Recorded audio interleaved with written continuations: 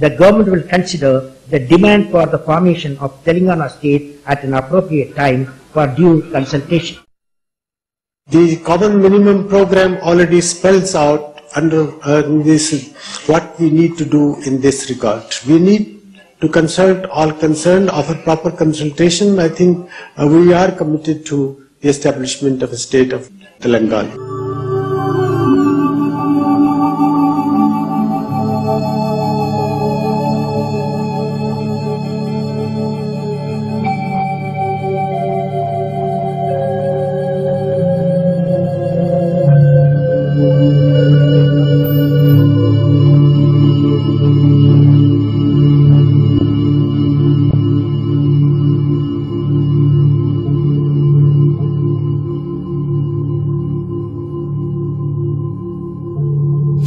September 1948, more than a year after India's independence, Telangana became free from centuries of feudal oppression.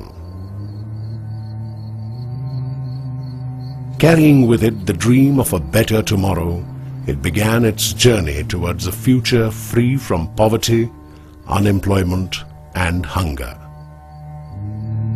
Previously a part of the Nizam's dominion, Telangana was an independent and surplus state for 8 long years, with Hyderabad as its capital, till the formation of Andhra Pradesh. Andhra, separated from the state of Madras, was also an independent state since 1953, with Kurnool as its capital. But soon after its inception, this resource-hungry state began clamoring for its merger with Telangana and for the formation of Vishal Andhra, a demand which Prime Minister Nehru said smacked of an expansionist imperialism. After centuries of marginalization, the people of Telangana, however, were not willing to surrender their lives, their freedom and their resources once again. The State's Reorganization Commission of 1956 endorsed the Telangana people's fears of exploitation by the Andhras and recommended that Telangana remain a separate state. Yet, through political manipulation, Telangana was merged with Andhra to form Andhra Pradesh against the wishes of its people. A gentleman's agreement gave an assurance of fair play and a guarantee to safeguard the interests of the region. But 5 decades later, the reality today is that the state has defaulted on every one of the promises it made. With all the privileges, wealth and power gone into the hands of its elite partners, Telangana continues to starve, struggle and suffer even today.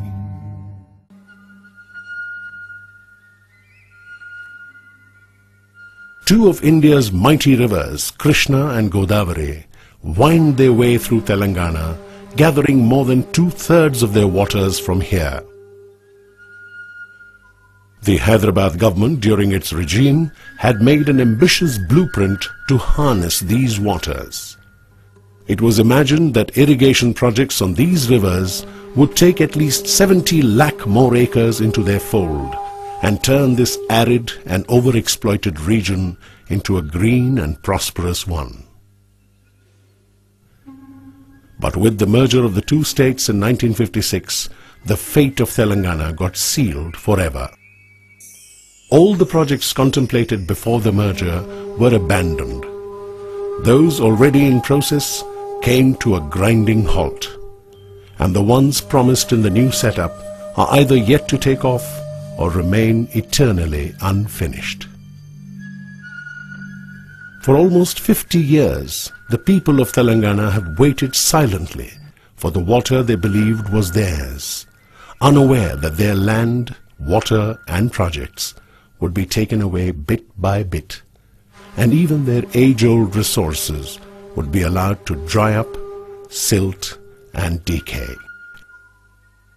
In Telangana, the area under surface irrigation has in fact shrunk by almost half, from 20 lakh acres in 1956 to just about 12 now.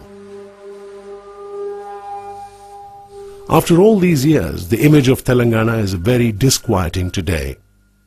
In its long alliance with Andhra, what Telangana has lost is hardly beyond anybody's imagination. In the Krishna waters, Telangana has a share of at least 550 TMC. But with Bhima, Kalvakurti, Nettampad, SLBC Tunnel Canal and Nagarjun Sagar Tail Pond pending for decades, it's barely able to use 100 TMC of water out of the 900 used up by the state. Almost 800 TMC is used up by the Andhra region. Srisailam and Nagarjun Sagar dams, the temples of modern India on river Krishna, had promised to give water in equal measure to both Andhra and Telangana. But even these so-called temples have turned into monuments of denial and exaction for the people of this region. While water flows to Andhra from the Srisailam project, Telangana continues to wait for its share in these waters. Promised decades ago, the Srisailam left bank tunnel canal is yet to surface. Nagarjun Sagar Dam, originally proposed at Aileshwaram, about 19 kilometers from the present site, would have given abundant water to Telangana.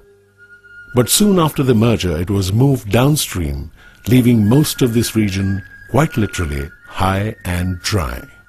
And with further diversion of water for power generation, Telangana is starved of water even here.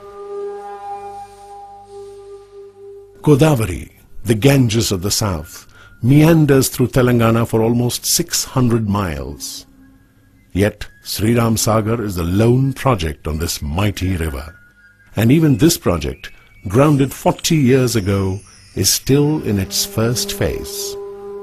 Of the proposed 15 lakh acres, hardly 6 lakh are irrigated. Ichampalli, a lift irrigation project proposed by the Nizam's government years ago, is still in doubt. And same is the fate of Yellampalli, Devadula, Dommagudem, Lendi, Gutpa, Ali Sagar, Pranahita and Lower Penuganga, and most other projects on Godavari and its tributaries. While the Telangana farmer waits helplessly, more than 90% of his share in the Godavari waters also quietly flows to Andhra. Year after year, the government promises to revive and restore irrigation projects. Budgets show massive fund allocations, but Telangana remains thirsty, parched and barren, mile after mile. The Bachavath Tribunal on water allocations foresaw this situation even in 1976 and warned that Telangana should not be deprived of its rightful share of waters. Yet the worst fears of the people of Telangana have come true. In the combined state of Andhra Pradesh, the Telangana farmers have not only lost their water, but also their land and their livelihood.